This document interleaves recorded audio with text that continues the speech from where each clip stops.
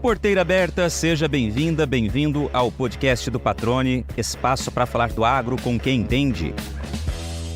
Na era da informação, levantar a maior quantidade de dados sobre todas as etapas do negócio é fundamental para quem busca longevidade no ramo em que atua. Mas é preciso saber interpretá-los da maneira correta para conseguir tomar decisões mais assertivas que farão diferença nos resultados. O assunto é um dos temas deste episódio. Nosso convidado também fala sobre as vantagens da implantação de governança nas empresas rurais e apresenta os destaques de uma pesquisa recém-divulgada feita com mais de 400 empresas que representam juntas mais de 20% do PIB nacional. O estudo revela semelhanças e diferenças entre a realidade vivenciada por empresários e executivos do Centro-Oeste, principal região agropecuária do Brasil, em comparação com as demais regiões do país.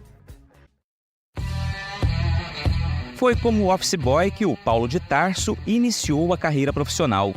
3 décadas depois, responde como sócio-líder para o interior de São Paulo, Triângulo Mineiro e Centro-Oeste da Deloitte no Brasil. Presente em mais de 150 países, a empresa tem cerca de 450 mil profissionais espalhados pelo mundo, nas áreas de auditoria, consultoria empresarial e tributária, assessoria financeira e gestão de riscos. Foi assim que o paulista de Campinas aproximou-se do agro, entendendo rapidamente que o setor que nos enche de orgulho também tem carências que precisam ser amenizadas. Entre elas, a gestão dos números, que se não for bem feita, pode interromper ciclos de crescimento.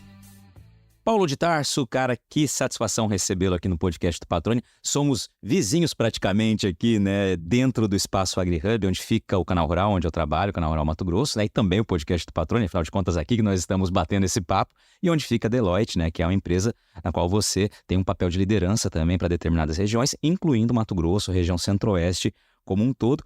Não está sempre aqui, porque está sempre em viagem, né? Reside, se eu não me engano, em São Paulo, mas está no estado de São Paulo, mas está sempre vindo para cá. E aproveitamos essa ocasião para bater esse papo e falar dos projetos, das pesquisas, dos dados que vocês têm levantado. Mas antes de tudo isso, começar lhe cumprimentando, cara. Como eu disse, é uma satisfação recebê-lo. Seja bem-vindo ao podcast do Patrone. Vamos estrear a tua carreira agora também como entrevistado de podcast. Você me disse que é a primeira vez. Que honra, hein, Patrone? Muito bom, muito bom. Bom, primeiro, obrigado por estar aqui com você. Assim, uma oportunidade grande de poder compartilhar aqui contigo um pouco da minha experiência de vida, experiência profissional. Uma carreira de 30 anos que eu completo agora em 2024. Comecei a trabalhar como office boy em 1994, numa empresa que fazia, na ocasião, locação de bips pagers. Então, comecei minha carreira nessa empresa. Depois de um tempo, eu tive a oportunidade, depois de 5 anos, basicamente, a oportunidade de começar a minha carreira na Deloitte, né? É interessante que a Deloitte abriu seu escritório em Campinas em 98, e logo na sequência ela começou um processo de contratação de novos talentos. Naquela época se chamava de trainees, né? E eu me candidatei então a essa vaga de trainees lá em Campinas e comecei desde então a atuar na Deloitte. Lá já se vão praticamente 25 anos, né? De uma carreira que eu sou muito grato, sinceramente, por tê-la, né? É uma firma que realmente acolhe muito as pessoas, que transforma pessoas, né? Coloca as pessoas realmente no lugar que ela tem o potencial de chegar. Então, comecei como auditor, né? Até recentemente fui auditor de demonstrações financeiras. Eu estou passando por uma transição agora bastante interessante de carreira. Fui convidado recentemente pelo nosso novo eleito CEO, Marcelo Magalhães Fernandes, a liderar algumas indústrias que a Deloitte tem iniciativas, e comecei então desde 1º de junho, que é quando se inicia o nosso ano fiscal, a liderar a indústria do consumo na Deloitte no Brasil como um todo. É uma indústria abrangente, porque no consumo a gente tem alimentos e bebidas, temos o agronegócio, temos o setor automotivo, enfim, uma indústria que realmente precisa de uma dedicação bastante importante. Eu acho que consegui ao longo desses 25 anos aprender bastante dessa indústria, e agora a minha ideia é compartilhar um pouco desse conhecimento e ajudar as empresas desse setor a continuarem tendo sucesso com as nossas soluções, né? E também continuo com a minha liderança dos escritórios para o interior de São Paulo, que são os de Campinas e Ribeirão Preto. Triângulo Mineiro também fica sob minha responsabilidade, o escritório em Uberlândia. E aqui no Centro-Oeste a gente já tem o escritório de Brasília e Cuiabá, que a gente inaugurou em abril do ano passado. A gente teve a oportunidade de estar juntos aqui, né? E estamos muito felizes de estar aqui no Mato Grosso. Eu tenho vindo muito para cá. Você falou eu não sou aqui do Mato Grosso, moro em Campinas, mas por incrível que pareça, hoje o aeroporto que mais tem voos diretos para as cidades do interior do Brasil é o aeroporto de Campinas, e eu tenho vindo bastante aqui para Cuiabá. Então, bastante empolgado aqui com a região, com o estado, um estado que se demonstra ser bastante resiliente, né, pela natureza. É um estado que tem muito potencial ainda de crescimento, obviamente, o crescimento traz aí oportunidades de melhoria, né, de governança, melhoria de estrutura de capital e assim por diante, e acho que é isso que a gente consegue ajudar as empresas aí no seu ciclo aí de crescimento e com as dores que existem, né? Maravilha. Fez uma breve apresentação aqui, já falando do aspecto profissional, mas vamos lá, você é natural de onde? Sou de Campinas, sou nascido em Campinas. Nasci em Campinas, estou com 45 anos, faço 46 agora em 24. Estudei em Campinas, acho que o único período que eu tive fora foi entre 2007 e 2009, que a Deloitte me convidou a participar de um programa de mobilidade, que a gente fala, e eu fiquei 2 anos trabalhando na Deloitte do Canadá, no escritório de Vancouver. Então foram 2 anos também que contribuíram muito aí com o meu aprendizado e com a minha carreira. Certamente. E assim, você tinha alguma ligação com o campo de alguma forma ou não? Não diretamente, nada na família, nada. O conhecimento do setor veio com a atuação. Então, Campinas, né, era o escritório, digamos, mais próximo naquela ocasião do interior como um todo. É um escritório onde se concentrava o maior número de empresas, né, ou sedes de empresas relacionadas ao agronegócio, e obviamente isso foi expandindo, foi entrando um pouquinho mais para a cidade de Ribeirão Preto, para o interior do estado de São Paulo como um todo, e a gente foi acompanhando essa migração do agronegócio como um todo e das empresas familiares, né? Então o aprendizado do setor veio por meio do atendimento de fato ao setor, como consultor, como auditor, né? Esse é dali que vem o nosso conhecimento, e a gente circula em muitas empresas, né, Patrone? Então, a gente aprende muito com os executivos das empresas, né, com as pessoas que lidam com o dia a dia ali tributário, contábil, de estratégia de negócios, de finanças, de questões relacionadas à rede. Então, a gente acaba tendo a oportunidade de aprender muito observando essas pessoas atuarem no seu dia a dia, né? E esse aprendizado, obviamente, a gente tenta fazer com que ele seja exponencial, e assim a gente possa também contribuir com tudo aquilo que as pessoas da Deloitte em nosso turno também podem contribuir para o nosso crescimento. Legal. Qual que é a primeira lembrança que você tem, Paulo, da sua, ou de um cliente agro, ou de uma ida sua a uma propriedade rural, algo relacionado com o campo? Pelo que eu entendi, já foi pela Deloitte, já foi, né, na atuação profissional. Como é que foi isso para você? Me recorda. E sempre fico curioso com essas lembranças do agro ou as primeiras impressões de quem começa a vivenciar o campo, seja no campo profissional, por exemplo. Tem algumas lembranças aqui, mas tem uma que marca bastante, e eu acho que essa talvez seja a mais interessante de se mencionar, porque ela é aqui do estado do Mato Grosso, né? Teve um trabalho bastante longo que a gente fez numa usina que fica aqui em Tangará da Serra. Um trabalho que isso já faz uns bons anos, ali no início dos anos 2000, de preparação da empresa para poder ser auditada, e na sequência também a empresa poder passar pelo processo de uma auditoria independente. Foi um trabalho que tomou ali um tempo bastante interessante, né? E sem dúvida alguma exigiu da gente estar perto, né, da produção, do campo, para a gente poder entender o negócio e como esse negócio chega no número contábil, né? Muitas vezes, talvez hoje em dia a gente vê as pessoas, os mais jovens, indo diretamente para os números, né, para fazer suas avaliações, e é muito difícil você conseguir interpretar números sem você ir a campo, você ver como a coisa acontece realmente no dia a dia, né? Então, acho que a lembrança principal que eu tenho, ou talvez uma das mais relevantes, que foi um período bastante intensivo de meses que eu fiquei em campo, foi nessa usina aqui no Mato Grosso. Te surpreendeu a realidade? Assim, não. Acho que apesar de ser no início dos anos 2000, já existia bastante tecnologia, principalmente com relação a planta como por si só, né, para você aumentar a produtividade dela, os insumos que eram utilizados naquela ocasião para tentar fazer com que a produtividade fosse maior, o tipo de irrigação e como fazer irrigação ali do canavial como um todo para que aquela produção pudesse ser, né, mais eficiente. Então, assim, me surpreendeu talvez no lado positivo, no lado de que, apesar de ser no início dos anos 2000, já existia uma certa tecnologia e um acompanhamento muito próximo de engenheiros agrônomos e assim por diante, para que a produtividade pudesse ser aumentada. E naquela ocasião, acho, se minha memória não falha, eu lembro que era um pouco novo, inclusive, a cultura de cana-de-açúcar no estado do Mato Grosso. Não era uma coisa tão comum ainda, né? E por isso que eu tenho essa lembrança de investimento tecnológico para aumento da produtividade do canavial, né? Te perguntei especificamente também sobre a questão da surpresa, tanto do lado positivo, né? Acho que você não pensaria numa resposta que não fosse a questão positiva, pelo fato de você dizer que os jovens hoje olham os números e muitas vezes não conseguem, sem conhecer a realidade prática, o porquê que aqueles números chegaram. Eu queria que você explicasse isso. Ficou um pouco quicando aqui essa interpretação, por isso que eu te perguntei, surpreendeu, porque a realidade do campo, quem está no campo sabe como que ela é, são vários fatores que podem interferir, né? E como que isso se aplica aos números que você mencionou? Eu acho que o que eu quis dizer, sendo mais prático, hoje as coisas acontecem muito rápido, as decisões são tomadas talvez numa velocidade muito maior do que eram tomadas no passado, né, Patrone?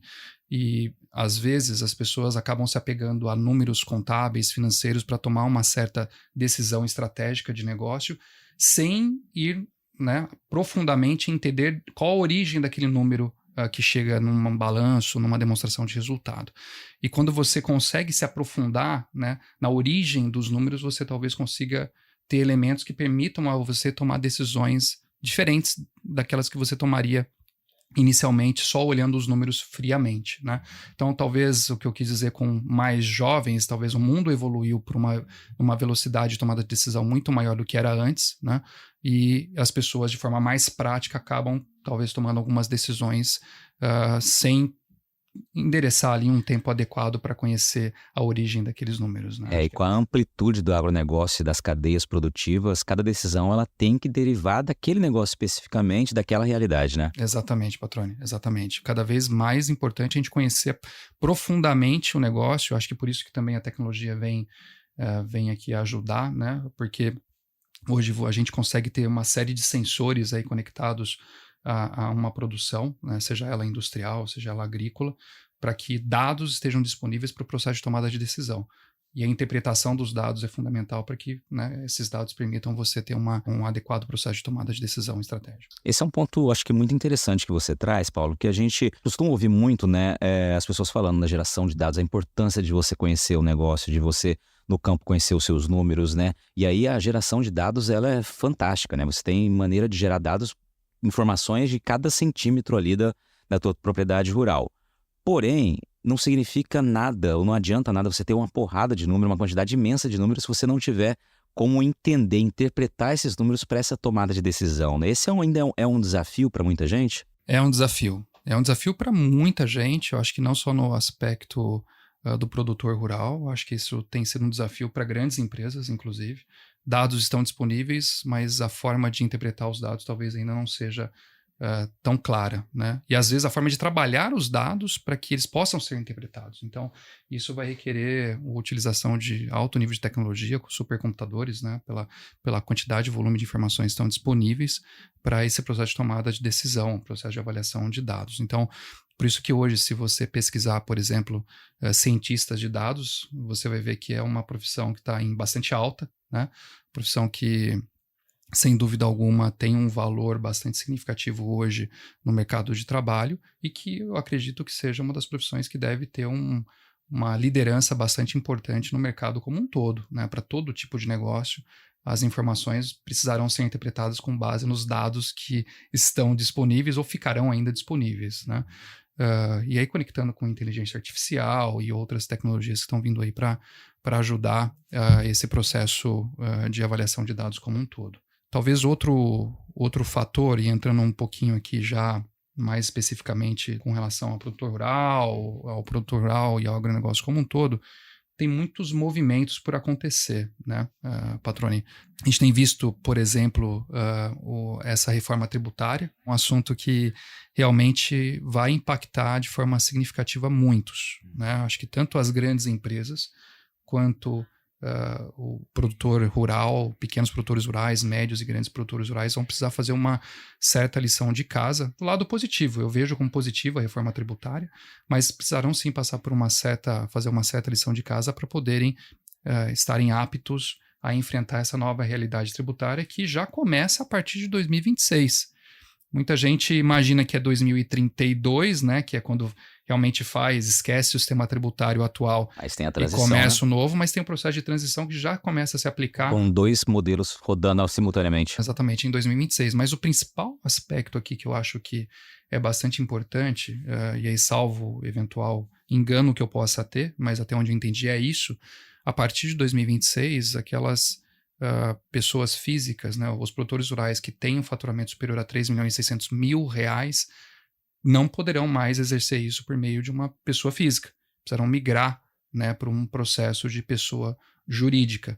E a gente falando de 2026, a gente já está aqui há 1 ano e meio praticamente desse prazo, né? Ou seja, tem um trabalho importante de estruturação, de um negócio, né, de uma pessoa jurídica, de controles internos, enfim, quais são as oportunidades tributárias que podem existir na constituição desse negócio, eventualmente uma reconstituição, uma avaliação do negócio como um todo, incluindo as terras, né, que a família possa possuir. Enfim, tem um trabalho grande pela frente a ser executado e que eu aproveito aqui o seu podcast para talvez chamar a atenção aqui de que isso, apesar de parecer longo, o prazo é bastante curto, né? E para as empresas também, né? As empresas, como você mesmo disse, vão ter que trabalhar com 2 sistemas já a partir de 2026, vão ter a tributação normal hoje, né, de ICMS, ISS, PIS e COFINS, né, até 2032, mas já a partir de 2026 também precisarão contar ou já começar a fazer uma tributação por um percentual bastante irrisório do novo modelo de tributação pelo IVA, né? Então, tem sim um trabalho grande de preparo das empresas e seus sistemas, né, de controles internos também para fazer a apuração desses tributos. Acho que é fundamental você tocar nesse ponto e fazer esse alerta, Paulo, porque a gente tem, obviamente, dedicado muita atenção aos números referentes à reforma tributária. Qual vai ser a alíquota, de que maneira cada setor vai ser atingido, beneficiado ou prejudicado. A gente sabe que é uma preocupação muito grande no agronegócio, embora tenhamos o setor conseguido amenizar um pouco do que viria, né, o impacto que seria já na época das discussões. Recentemente, eu acompanhando o pessoal da CNA, apontando que agora a gente está no processo de regulamentação, né? Então o documento encaminhado pelo Executivo, pelo Governo Federal, para a regulamentação proposta tem mais de 400 artigos, né? E desses 400 artigos, 25 pontos, aí, se eu não estiver enganado também, são pontos de preocupação para o agro, né? Então, ainda tem muita discussão em torno disso. Entretanto, esse processo de transição, como você exemplificou, das empresas pessoa física, né? Ou melhor, do CPF da pessoa física para o CNPJ, para a pessoa jurídica, né? Nessa faixa de faturamento anual, que não é muito para o agro, né? A gente está falando aí de pequenas propriedades que conseguem atingir esse faturamento, né? A gente não está falando em lucro, a gente está falando em faturamento anual, né? Então, realmente é algo que é preciso ficar atento, porque o tempo passa ligeiro, passa voando, né? A gente sabe que cada transformação, reestruturação de uma propriedade para algo fiscal, algo documental, leva-se um tempo, né? Então, é importante realmente ficar atento também a essa questão e não apenas aos números, né? Que as entidades já estão também cuidando disso, né? Acho que é por aí o recado que você traz inicialmente, né? Exatamente esse. A gente está chegando numa época de muita movimentação no campo, com os preparativos para o cultivo de uma nova safra de soja. E nessa hora, você sabe que poder contar com uma empresa que tem a semente disponível mais perto da fazenda é uma mão na roda, né? Afinal, se a semente chega na propriedade muito tempo antes do plantio, há risco de perda da qualidade. E se chega depois, é a janela ideal da semeadura que fica prejudicada. Pensando em eficiência, a AgroSol Sementes tem 2 unidades em regiões estratégicas para a distribuição de suas sementes em Mato Grosso. Uma na BR-070 em Campo Verde, junto à unidade de produção, e outra no moderno centro de armazenagem, tratamento e distribuição na BR-163, entre Sorriso e Lucas do Rio Verde. Juntas, estas duas unidades possuem capacidade de armazenar sementes para o cultivo de 670 mil hectares de soja. Para a Agrosol, estar mais perto de quem produz é sinônimo de agilidade e segurança na entrega e, claro, cuidado com o produto. É garantia de sucesso para o cliente. Para informações, entre em contato com a Agrosol pelo telefone 66 2123 5201 ou acesse o site agrosolsementes.com.br e busque o atendimento personalizado diretamente com o representante mais próximo de você. Maravilha. Vamos deixar para quem ainda não conhece a Deloitte, queria que você explicasse um pouquinho qual é o trabalho da Deloitte, né? Você falou sobre a tua participação durante um tempo, né, no Canadá, em Vancouver. Eu queria que você explicasse o que é a Deloitte, né, e como que ela está inserida aqui no Brasil, em especial no agronegócio. Legal, Patrone. Olha, a Deloitte é uma firma que está presente em praticamente todos os países do mundo, é uma rede global de firmas membro. Hoje, já há alguns anos, a Deloitte é a maior firma de serviços profissionais do mundo. E a gente está no Brasil desde 1911, ou seja, mais de 110 anos a gente está atuando no Brasil. E o interessante é que cada país tem a sua firma de sócios locais. Então, desde 1911, nós somos uma firma brasileira, né, com sócios locais que conhecem bastante o ambiente regulatório, o ambiente tributário, como se faz negócios no Brasil para poder realmente contribuir com as empresas nos seus desafios de crescimento, ou seja, quais sejam esses desafios, né? A gente tem aqui sobre a abrangência, né, da Deloitte no Brasil. A gente tem hoje praticamente escritórios na maior parte das capitais do Brasil. Como mencionei também, alguns escritórios no interior do Brasil. Acho que os principais de interior são esses que eu já tinha mencionado. Cuiabá não é um interior, mas é um escritório que a gente percebia a necessidade de estarmos próximos do estado do Mato Grosso como um todo. E eu, sinceramente, acredito que não será o único escritório da Deloitte no estado do Mato Grosso. É muito grande esse estado, né? Muito grande, muito grande. Como te disse, ontem a gente estava em Rondonópolis, um público muito interessante, querendo ouvir um pouquinho do que a gente tinha para falar sobre reforma tributária, formas alternativas ou mais eficientes e menos custosas de financiamento de capital de giro e de investimentos, falando sobre governança corporativa, e na sexta em Sinop. Então tem um volume de negócios bastante interessante e o que a gente busca fazer é levar soluções para os clientes, Patrone. A nossa ideia, a gente quer fazer negócio, obviamente, mas um negócio que a gente saiba que vai fazer a diferença para o cliente, vai fazer a diferença no negócio dele. Então, como esses assuntos de reforma tributária, nós temos muito especialistas, né? As empresas, por exemplo, os produtores, eventualmente, não precisam se preocupar em ter um sistema, ter as pessoas para fazer a apuração contábil e fiscal delas. Elas podem contar com a gente, da Deloitte, por exemplo, que a gente pode executar do começo ao fim todo esse processamento, né, de dados de uma nova empresa, né, todo o processamento fiscal, todo o processamento contábil, utilizando os nossos próprios ERPs, são sistemas informatizados. Então, é um negócio bastante abrangente. Isso está dentro de uma área que a gente chama de consultoria tributária, uma área de tax, né, consultoria tributária. A gente também tem uma área de auditoria bastante abrangente, que a gente atende um grande número de companhias abertas e um grande número de empresas familiares no Brasil. E a gente também tem outras duas grandes áreas, uma área de consultoria com muito foco em tecnologia e transformação de negócios, né, onde nós fazemos implementação de sistemas informatizados, ERPs, né, o SAP da vida, Oracle e assim por diante, e também uma área de financeira, de gestão de finanças como um todo, incluindo M&A, valuation e assim por diante, né? Então, acho que isso resume um pouquinho da nossa atuação, tanto em abrangência regional, quanto também os negócios que nós temos. Você falou de ser uma das maiores firmas de profissionais, né? Vocês têm quantos no quadro aqui no Brasil? E você se destacou as principais áreas aí, né? No Brasil nós temos mais de 7 mil pessoas hoje, mais de 7 mil profissionais atuando aqui no Brasil. De vários perfis. Vários perfis dessas 4 grandes áreas que nós temos no Brasil, né? São 7 mil profissionais dentro dessas áreas e espalhados pelos escritórios no Brasil. Somos cerca de 300 sócios atualmente hoje aqui no Brasil. No mundo, nós somos mais de 420 mil profissionais atuando para servir as empresas mundo afora. Perfeito. E aí, Paulo, dentro do escopo de vocês, desse olhar, o agronegócio evidentemente tem um braço muito forte, né? Quando a gente fala em agronegócio, vamos incluir também, claro, a agroindústria, né? Sem dúvida. O agronegócio é algo muito relevante dentro da perspectiva da Deloitte, tanto que nós temos, diferentemente de outros países nessa rede que eu te falei, de mais de 150 firmas que nós temos mundo afora, o Brasil é o único que tem praticamente uma indústria dedicada ao agronegócio, e não poderia ser diferente, né? Então nós temos sócios dedicados, temos profissionais dedicados a desenvolver soluções para esse setor do agronegócio como um todo.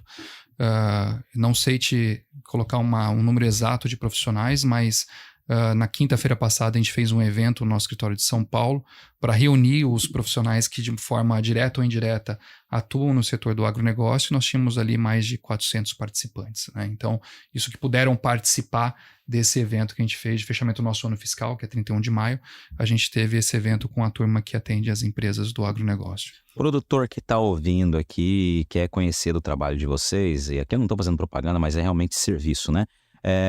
Que tipo de atuação ele pode contratar? Como que ele chega até vocês? Ele vai ter um profissional que vai estar orientando? Como que funciona isso? Pode me ligar, né? Eu vou estar aqui disponível para visitar vocês diretamente aí na sua propriedade. Mas que tipo de atuação? Você trouxe as 4 frentes de trabalho, né? O que ele pode contratar aí?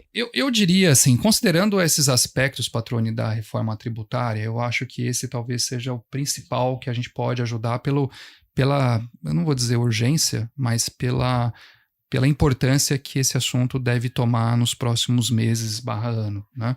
Então, e como eu te disse, né, a gente pode ajudar muito a estruturar toda essa modelação, digamos assim, da estrutura jurídica da empresa como um todo, buscando, obviamente, aquilo que é possível se ter de uma eficiência operacional, e também pensando em como começar, né, a ter um modelo, um negócio operando já no modelo de PJ, né, de uma pessoa jurídica, a partir de 1º de janeiro de 2026. Então, e aí, novamente, a gente tem todos os nossos sistemas já prontos, que basta a gente plugar esse nosso sistema com as operações do produtor rural para a gente poder ajudar ele a ter todas as suas operações fiscais já feitas de acordo com a nova legislação, e ao mesmo tempo, mensalmente, o produtor ter o seu balancete, o seu balanço, né, sua apuração de resultados, para poder também fazer um acompanhamento dos seus negócios. Acho que eu começaria por ali.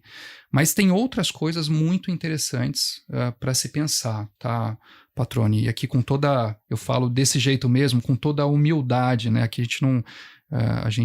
o objetivo, de novo, é ajudar sempre as empresas, os produtores rurais como um todo, mas... eu pego muito num ponto que é da governança corporativa, e muitas vezes quando a gente se fala desse tema governança corporativa, as pessoas talvez não entendem onde é a importância, mas eu vou tentar trazer de forma prática aqui a importância da governança, né?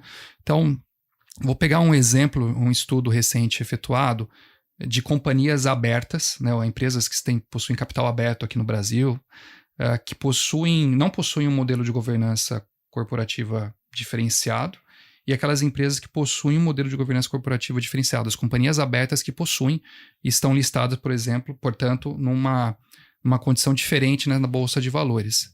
Essas empresas que possuem governança corporativa tiveram uma valorização de 130% a mais do que as demais.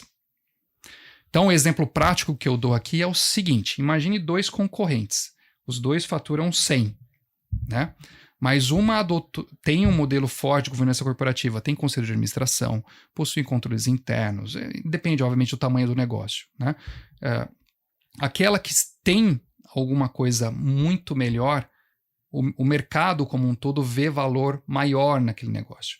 Então, as duas têm um faturamento de 100, só que uma vale no mercado, digamos aqui, 500, e a outra vale no mercado 250, né, ou 230.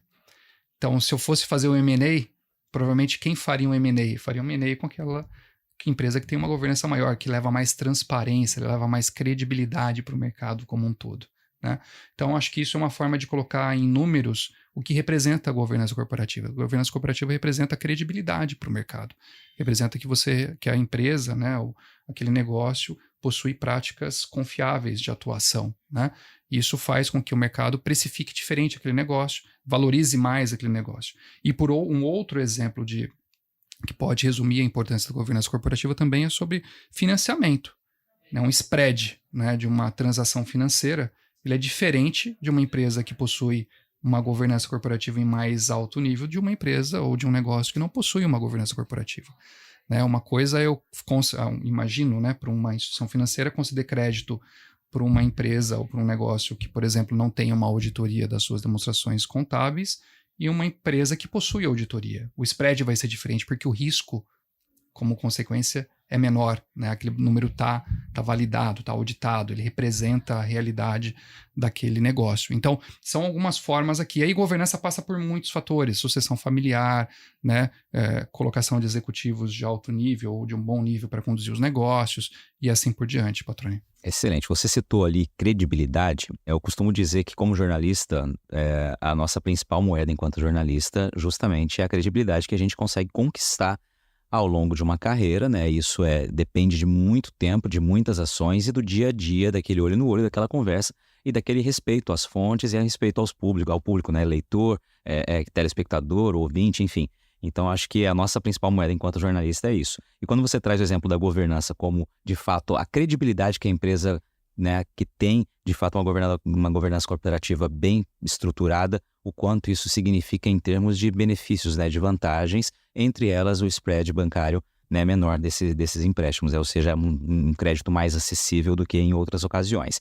E aí eu lhe pergunto, né, isso vai depender, por exemplo, a estruturação, e não esse resultado, mas a estruturação vai depender também do tamanho da propriedade ou não? Eu tenho uma pequena propriedade, mas eu quero agora, com essa mudança fiscal, eu quero estar, né, em dia, fazer essa transição corretamente, quero buscar a minha governança independente do tamanho da minha propriedade rural e da minha atividade que eu execute. É possível? É o caminho? É indicado? É exatamente esse o caminho. Uma das experiências que nós temos aí na carreira, né, de 25, 30 anos acumulada, talvez seja exatamente esse ponto que você está mencionando. As empresas, os negócios acabam crescendo muito rápido, e aí num momento importante, né, da vida do negócio, alguma decisão precisa ser tomada e as informações para se tomar a decisão não são as melhores disponíveis porque faltou governança, faltou controle interno, faltou uma estruturação minimamente básica ali para se tomar entrar no processo de M&A, de compra e venda de um negócio, ou de busca de uma parceria, ou assim por diante. Né? Então, não importa o tamanho. O importante é começar. E, obviamente, tem que se adequar à realidade do negócio.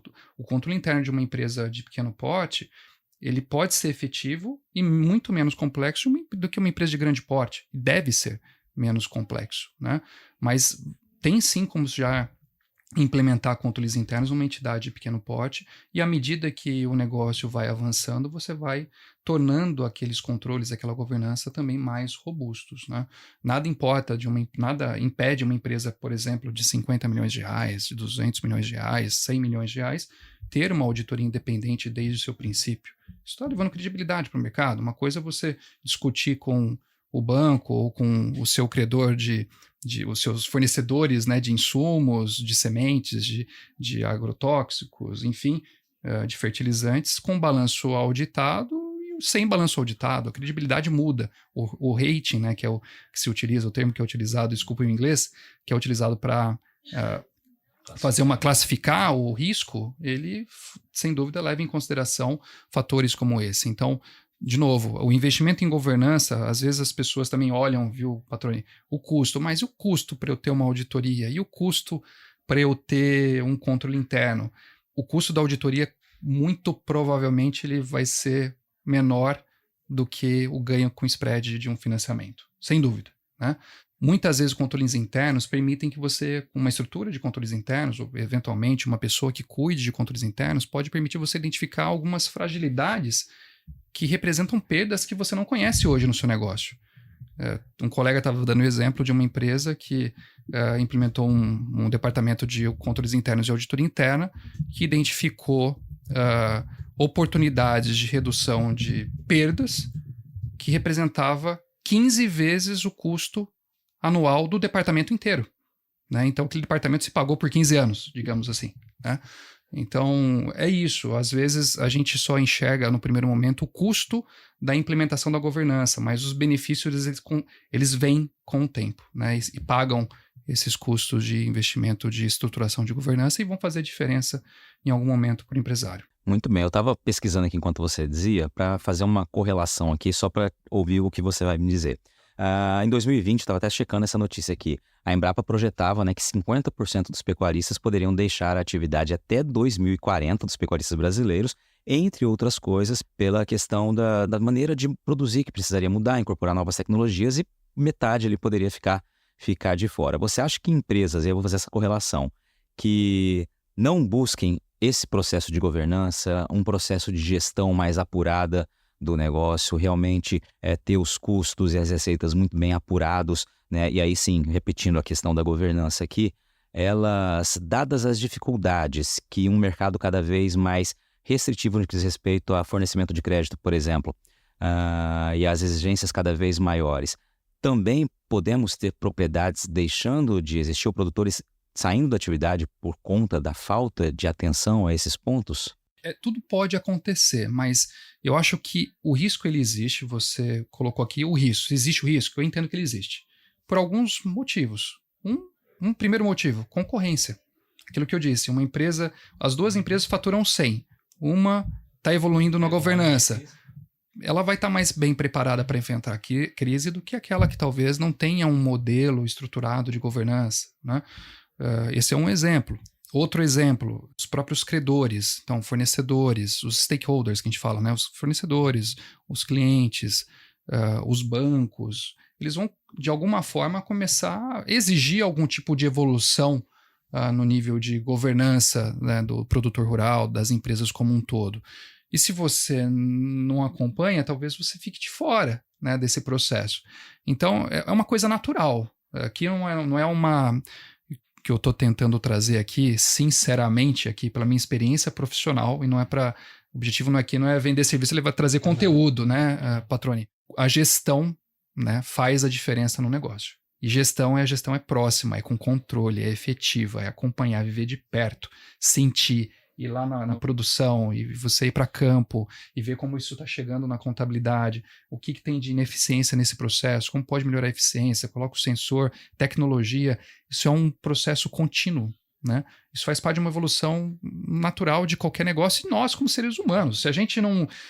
Vamos fazer uma avaliação aqui comparativa. Nós como seres humanos, se nós não buscássemos nos atualizar de uma forma ou de outra, como nós seríamos entre 20 anos e 50 anos de idade?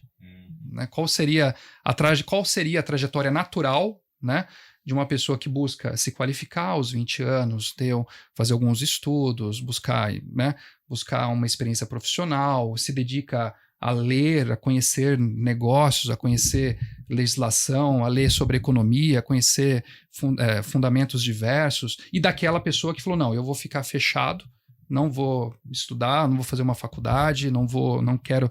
Vai ser diferente. Em algum momento, isso vai fazer uma diferença. Né? O negócio é a mesma coisa. Ele é contínuo, a evolução é contínua. Maravilha. Eu te perguntei isso até como forma de provocar para ouvir o que você teria a dizer, justamente porque a gente tem falado muito sobre gestão, sobre governança nos últimos episódios, inclusive coincidentemente, né? No episódio 161, a nossa entrevistada aqui foi a Neuza Lopes, que hoje é CEO, né? Há 6 anos é CEO ali do Girassol Agrícola, e ela também com quase 3 décadas aí, mais de 3 décadas de atuação, né? São melhor, cerca de 2 décadas de atuação. Ela passou por uma fase de transição na carreira dela, acompanhando de perto essa transformação também na parte contábil das propriedades rurais, né? Das empresas e grandes empresas do agro, e a gente falou bastante sobre isso, né? Sobre a gente ver a evolução no campo, como se deu, como a tecnologia, né, de todas as formas ali permitiu o Cerrado ser transformado nesse celeiro fantástico de campo, né, de produção agrícola, perdão, e como isso também mudou a partir do momento da abertura das exportações, da consolidação cada vez maior do Brasil como um player do mercado, de fato, da gente ter um modelo diferenciado, né? As empresas terem também rapidamente, assim como assimilaram as transformações no campo, assimilarem as transformações e as exigências que passaram a existir também na questão fiscal, na questão tributária, na questão da governança, né? Então, por isso, é um ponto que eu entendi por essas entrevistas e outras, que de fato, né, além da gestão ter que ser muito bem apurada, esse processo de governança tende a ser algo vital para a sobrevivência das empresas, independente do tamanho delas. Aí a gente está falando num futuro não tão distante assim, né? Exatamente. E assim também, né, Patroni, o agronegócio brasileiro, e sem dúvida alguma com um foco bastante grande no estado do Mato Grosso como um todo, ele é vitrine, né, para o mundo hoje. Ele é um grande exemplo de sucesso para o mundo.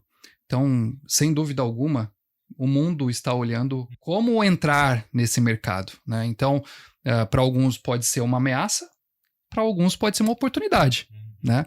E, novamente, linkando, né, com esses olhares atentos do mundo com relação ao agronegócio brasileiro, eu prefiro enxergar as oportunidades que existem, né, e trabalhar, né, com relação a essas oportunidades, preparar a empresa, preparar o negócio para poder fazer uma boa transação, se for o caso, no futuro.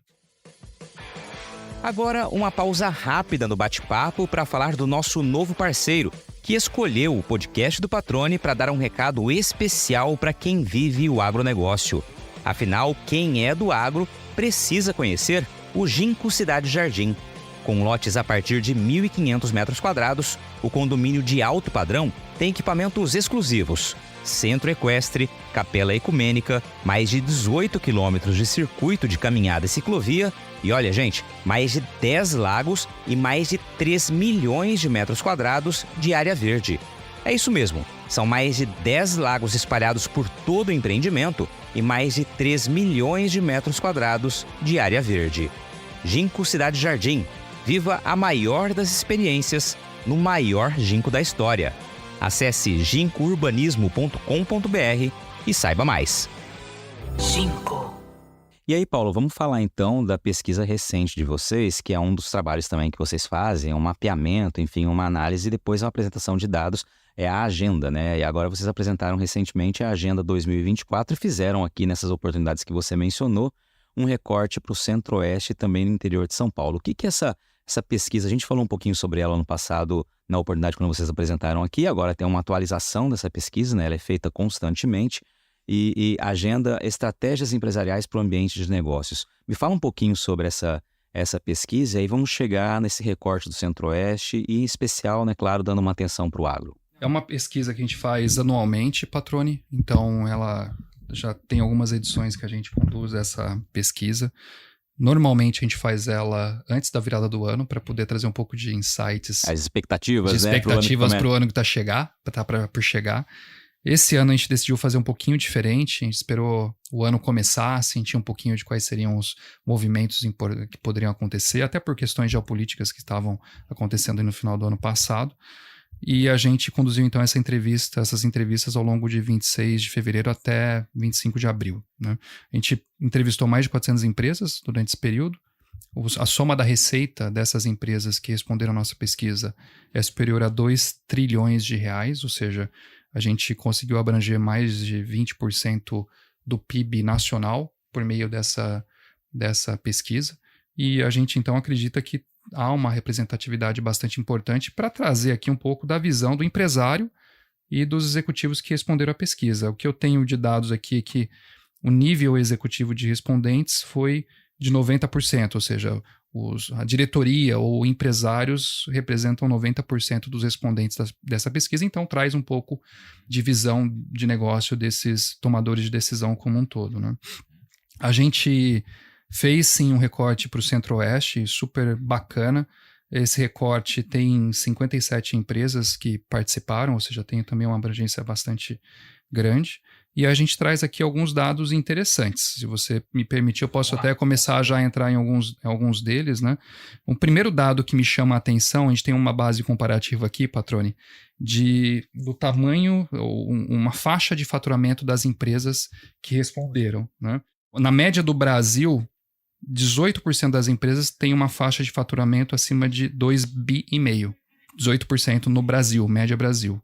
A média aqui do Centro-Oeste, nessa faixa de faturamento, é 21% de respondentes. Então, me traz aqui uma visão de que as empresas no Centro-Oeste possuem um tamanho de negócio bastante grande e até superior à média nacional dos respondentes aqui da pesquisa. Quando eu vou em outra faixa, faturamento acima de 500 milhões e até 2,5 bi. Mesma coisa, coincide os números, 18% média Brasil contra 21% da média do Centro-Oeste. Então, reforça, talvez aqui a tese, né, de que o tamanho dos negócios no Centro-Oeste tem sido maior, né, do que o restante do Brasil como um todo. Acho que isso é um dado bastante interessante e traz um pouco da relevância do Centro-Oeste para o Brasil como um todo. Depois a gente entra aqui em alguns dados sobre cenário econômico. De forma geral, a gente vê que o cenário econômico não está sendo visto de uma forma muito positiva pelo empresariado, não apenas aqui no Centro-Oeste, mas no Brasil como um todo. Acho que isso tem muita ligação com todas as questões geopolíticas, econômicas que estão acontecendo atualmente. A gente questionou esses respondentes também sobre os desafios para negócios em 2024, e é bastante interessante porque apareceu aqui alguns desafios bastante assim, divergentes sobre, por exemplo, risco de instabilidade do cenário econômico, com 67%, né, de preocupação, digamos assim, risco de instabilidade no cenário político nacional, 62%. Mas o que chama a atenção, quando a gente vai para o recorte do Centro-Oeste, o que aparece como principal é a complexidade tributária. Foi o que a gente começou a falar logo lá no início ali. Exatamente, por conta de todas essas movimentações que devem acontecer por conta da reforma tributária. E outros assuntos também, acho que ontem você deve ter acompanhado um pouco as notícias aí a respeito também do PIS e COFINS, né? Depois a gente entrou sobre desafios para a gestão das empresas.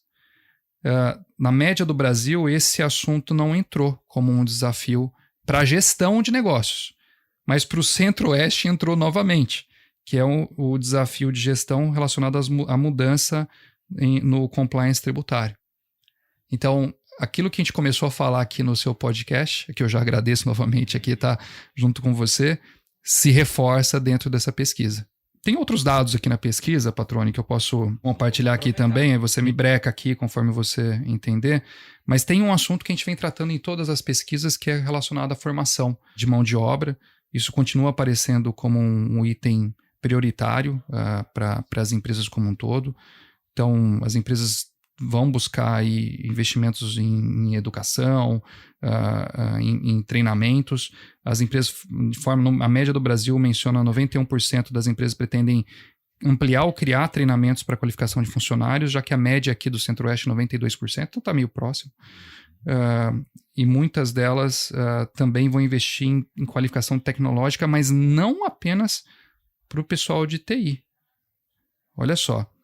Qualificação tecnológica para a mão de obra como um todo de um negócio. E me parece fazer sentido. Hoje, praticamente todas as pessoas ou os profissionais de uma entidade precisam ter algum conhecimento tecnológico para poder exercer sua atividade, né? Seja no campo, no manuseio de um implemento agrícola, seja onde for, né? E cada vez mais a tecnologia pode ajudar a trazer o quê? A eficiência operacional.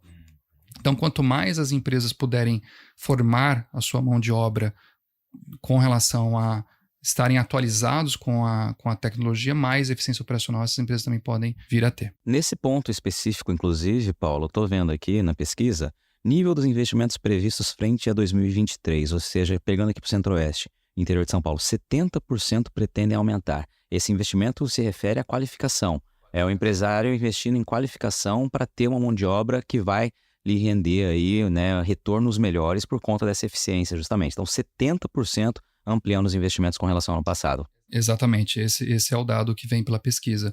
E aqui, Patrone, eu vou falar isso agora e vou falar daqui a pouquinho também em tecnologia, mas capacitação profissional, treinamento profissional é algo que não pode acontecer uma vez a cada período de tempo.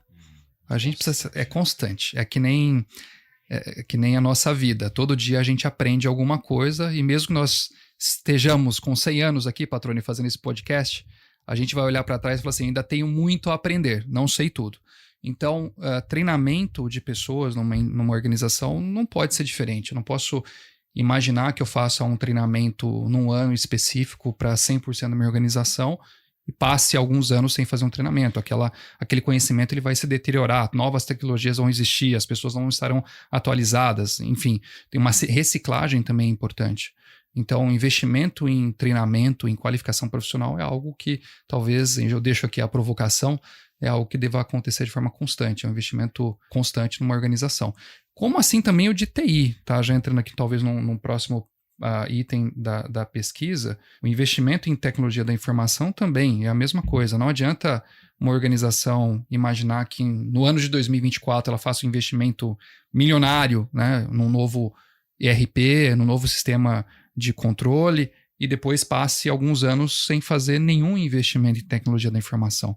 Eu acho que a gente vê pelos nossos aparelhos aqui, o seu computador, o meu telefone celular, o seu relógio, que a tecnologia ela avança muito rapidamente, e assim também ela acontece nos negócios. Então, uma empresa que não possui talvez uma visão de uma busca constante de atualização tecnológica, ela pode perder eficiência operacional e competitividade no mercado como um todo. E isso aparece aqui na pesquisa também como sendo algo bastante importante, viu, Patroni? Parece como sendo investimentos que as empresas buscam fazer em tecnologia como um dos itens principais aqui. E aí a pesquisa traz outras áreas de outros olhares também, né, para outras frentes, como por exemplo responsabilidade ambiental. A gente tem ali transição energética, que é um tema, né, mais do que na moda, como a gente diz, né, o tema do momento, aliás, é onde a gente tem um grande potencial, o nosso agro, é justamente nesse momento de transição energética, né, de sermos aí líderes realmente mundiais, né, no que diz respeito à geração de energias renováveis que vão atender a demanda mundial, né? Isso deve estar no radar de vocês também, certamente. No radar, aqui na agenda apareceu que algumas empresas ou os respondentes vão se focar em fontes de energia que vão ser prioritárias nessa transição energética, e aparece fotovoltaica. E eu acho assim, complementando o que você falou, talvez não seja nem apenas uma necessidade de buscar a transição energética, talvez seja uma questão de competitividade, né, pelo custo que a energia vai continuar a ter ao longo do tempo. O custo, não acredito que o custo deva ser decrescente, né? Isso, sem dúvida alguma, pode impactar o negócio. Então, a energia fotovoltaica aparece aqui como uma das principais fontes de investimento. O que a gente começa a ver aqui como uma fonte de investimento bastante interessante é do hidrogênio verde, já com 23%, e o Brasil caminhando aí para ser um dos principais, digamos assim, produtores dessa fonte de energia, né? Então, talvez um foco importante que a região deva ter. E aí também se fala um pouco aqui de vantagens da transição energética, o que os respondentes entendem serem as vantagens dessa transição energética, como a gente já comentou aqui, mas aparecem aqui outros assuntos, por exemplo, a redução de custo de combustível, criação de empregos, a redução de custos fixos, como a própria energia elétrica, que a gente acabou de comentar aqui, o custo não acredito, né, pessoalmente, que deva reduzir, inovação tecnológica, aumento de competitividade. Então, todos esses são fatores que são levados em consideração para fazer esse processo de transição energética. Excelente, cara, excelente, Paulo. E isso aqui é só um recorte, né, para o Centro-Oeste e interior de São Paulo, né? É só um recorte. Talvez um item aqui que vale a pena a gente comentar também é sobre o uso de inteligência artificial. Interessante alguns dados que foram trazidos aqui na pesquisa, Patroni.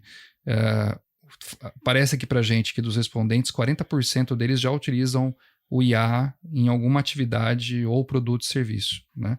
Então, algo que chamou bastante a nossa atenção, mas principalmente desses 40%, o principal objeto da utilização do IA foi para atendimento e suporte a clientes, né? Então, não foi diretamente, talvez assim, num produto, que é o começo, talvez, mais natural da utilização da inteligência artificial. Mas tem ali 43% no apoio à tomada de decisão. Já mostra também uma iniciativa na análise de todos os dados que são gerados para poder realmente levar uma decisão mais assertiva. Exatamente, é isso mesmo.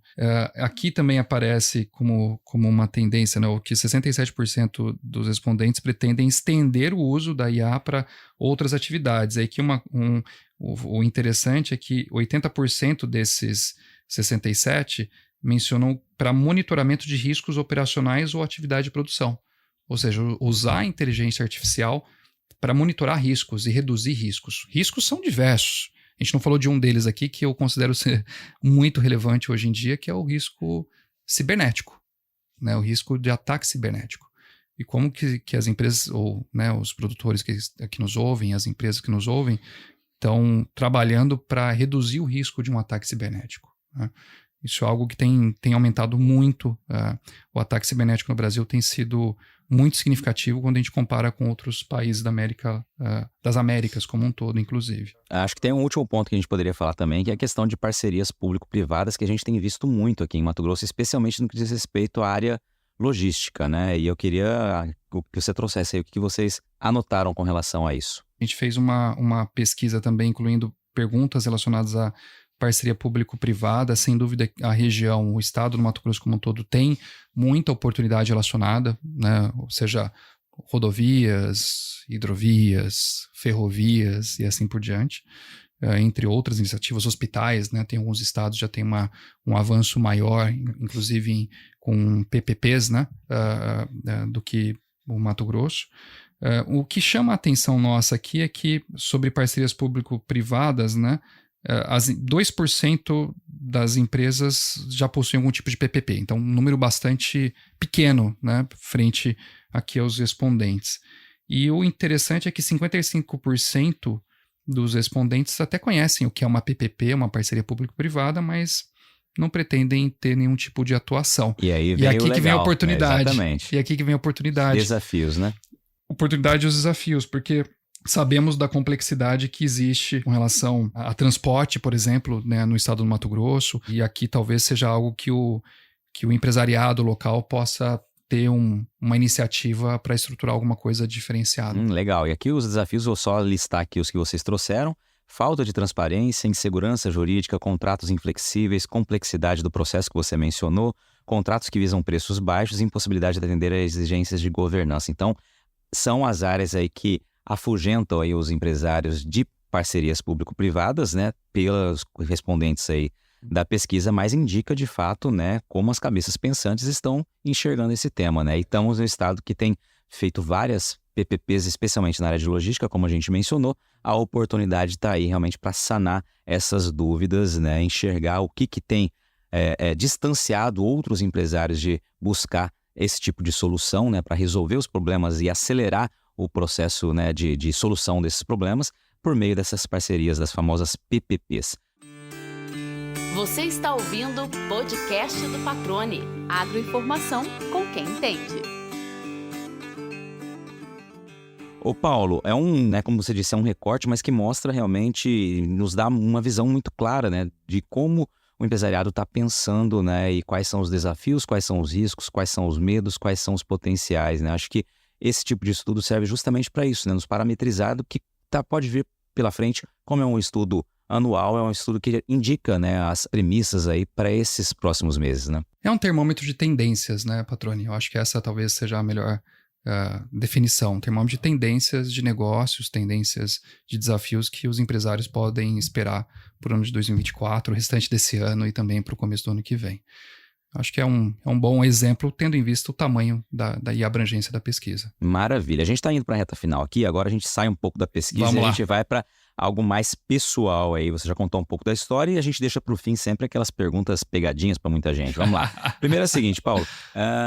Qual aquela pergunta que você um dia gostaria de responder que não foi feita para você? Seja em entrevista, seja em bate-papo. Falou, gostaria de um dia que me perguntassem isso para eu poder falar isso, mas aí não aconteceu ainda. É aquela pergunta que o Paulo falou, poderiam me perguntar isso, que essa eu queria responder, essa eu quero falar. Olha só, vamos pensando aqui rápido, aquilo que vem à mente primeiro aqui, né? Bom, venho de uma família humilde, comecei a carreira da forma que já te contei aqui, como office boy lá em 94, nada foi fácil ao longo da vida, e às vezes, talvez uma pergunta que ninguém faça é, poxa, hoje você está numa posição XYZ, né? E as pessoas só te enxergam nesse momento para frente, não sabem tudo aquilo, né? Talvez a trajetória toda de uma carreira, de uma vida, e como foi enfrentar isso, né? E todo mundo tem uma história, né? Uma história, todo mundo tem, sem dúvida alguma, passou por desafios, passou por superações, teve momentos de pensar em desistir, de não querer continuar, nem tudo é maravilha o tempo todo, né? Então, acho que é interessante explorar isso, talvez. Então, vamos aproveitar, vamos lá, me traz um desafio que você passou ou um momento que você pensou em desistir aí, que você falou, não, vamos ser resilientes, vamos olhar para frente. São vários desafios, né? São muitos os desafios. E talvez os desafios maiores sejam aqueles relacionados à própria experiência de vida ou momento de vida, pela idade que a gente tem, né? Então, é diferente com quase 46 anos hoje eu dizer que com 22 anos de idade eu talvez tomaria uma decisão errada. Mas uma das decisões que eu acho que um dos momentos que eu passei em algum momento na minha carreira na Deloitte, eu pensei em desistir. Eu pensei em não continuar porque os desafios eram grandes. Todo aprendizado, ele gera desafios e o desafio gera dor normalmente. Mas normalmente a dor você só consegue superar quando você supera aquele desafio, que você cura aquele problema, né? Então normalmente quando a gente sente uma dor num ambiente profissional, a dor ela significa que existe alguma coisa em nós que a gente precisa corrigir, né? E fugir da dor não necessariamente é o melhor caminho, né? Então teve um momento específico que eu pensei em deixar, por exemplo, a Deloitte, mas acho que graças a Deus eu tive muita sabedoria em não deixar e enfrentar aquela dor e assim, me conhecer mais e aprender um pouco mais, e hoje eu não tenho dúvida alguma que foi a melhor decisão que eu pude tomar na minha vida. Excelente, cara, excelente. Eu concordo plenamente com você no que diz respeito aos desafios que a gente vivencia, independente da história de cada um. Eles acontecem muitas vezes pela falta de experiência, né? Quando você diz respeito à idade, né? E isso a gente só enxerga isso mais adiante, né? E cada crescimento, cada desafio gera também uma dor, gera uma renúncia e gera uma dedicação, uma necessidade de dedicação, né? Como tudo que a gente faz na vida. Então, realmente, muito bacana você trazer esse exemplo. Outra pergunta que a gente tem aqui, a gente queria saber uma curiosidade sobre o Paulo de Tarso. Vamos lá. Bem legal. Essa eu tenho até orgulho em falar. Eu corro faz 15 anos. Esse ano faz 15 anos que eu comecei a correr. Corria pouco, corria 5 quilômetros, dia sim, dia não. Depois aumentei para 10 por um bom período. E eu me vi na pandemia, quando tudo começou na pandemia, eu estava sentado na frente da minha casa. Na frente da onde eu moro tem uma fazenda grande, né?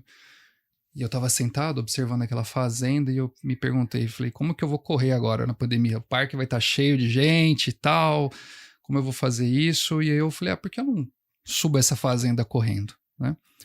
E aí comecei a fazer isso, dia sim, dia não, eu saía de casa, subia a fazenda correndo, voltava e eu comecei a aumentar a distância. Dava quantos quilômetros? Dava 15 quilômetros fazendo isso. Então, em vez de eu correr 5 na média durante a semana e 10 no final de semana, eu comecei a correr 15, praticamente dia sim, dia não.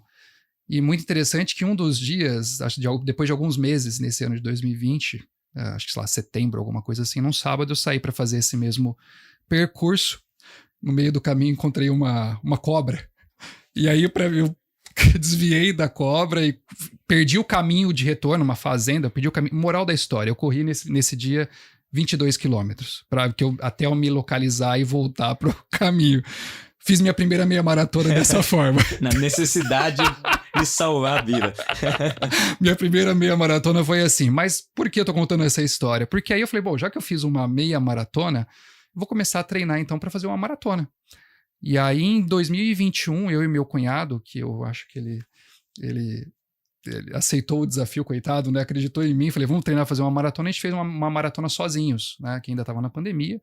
A gente acordou 4 horas da manhã, colocamos água num caminho, alguns pontos, e fomos e corremos 42 quilômetros nós dois juntos, né?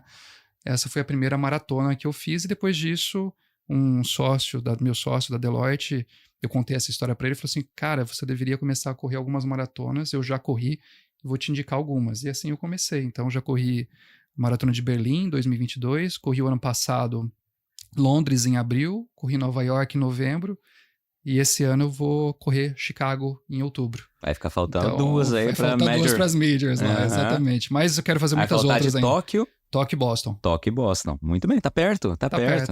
Muito bem. Como curiosidade, o Paulo Ozaki, do Agro Resenha, também aqui, né? Maratonista. E se inscreveu para maratona e me ligou no ano passado, e falou assim, Patrone, vamos escrever para uma maratona? Eu falei, não, cara. Ele falou, vamos, falta 9 meses e meio para a prova, que seria agora no último dia 16, né, em Porto Alegre. Com tudo que aconteceu, infelizmente, lá no Sul, né? Ela foi prorrogada, mas a gente sabe que a situação vai ser um pouco complicada, então preferimos jogar para o ano que vem essa nossa participação lá. E nos inscrevemos agora na de Florianópolis, que vai ser dia 25 Você vai de correr agosto. Floripa? Vou correr, que vamos legal! correr Floripa. Não sabia que eu tava falando com maratonista. Não, pré-maratonista. A meia maratona já tá ok. Que Não foi legal. fugindo no meio do mato. Mas... Quando eu vir pra cá, a gente vai treinar juntos. Então vamos sim. Legal. Paulo, eu quero te agradecer. Eu sabia que em um momento viria o assunto maratona, que nós já conversamos sobre isso no passado, sobre corrida.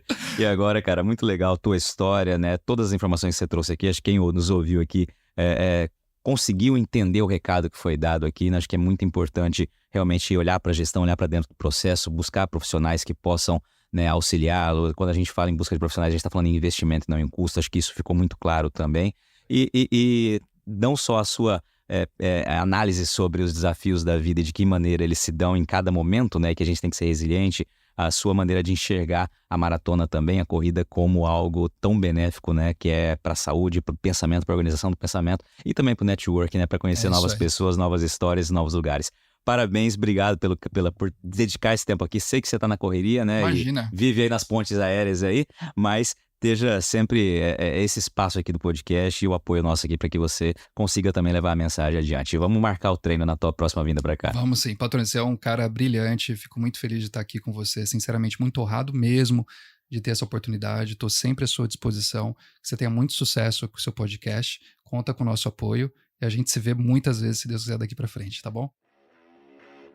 E aí, gostou do bate-papo? Então dá aquela força e compartilha essa entrevista com os seus contatos. E olha, aproveita para mandar aquele feedback dizendo o que você está achando do podcast do Patrone. Pode criticar, elogiar, sugerir temas e pessoas para dividir boas histórias aqui nos próximos episódios. É só enviar uma mensagem lá no Instagram para @LuizPatrone que a gente troca uma ideia, viu?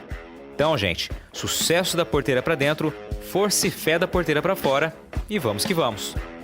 Você ouviu o podcast do Patrone, agroinformação com quem entende.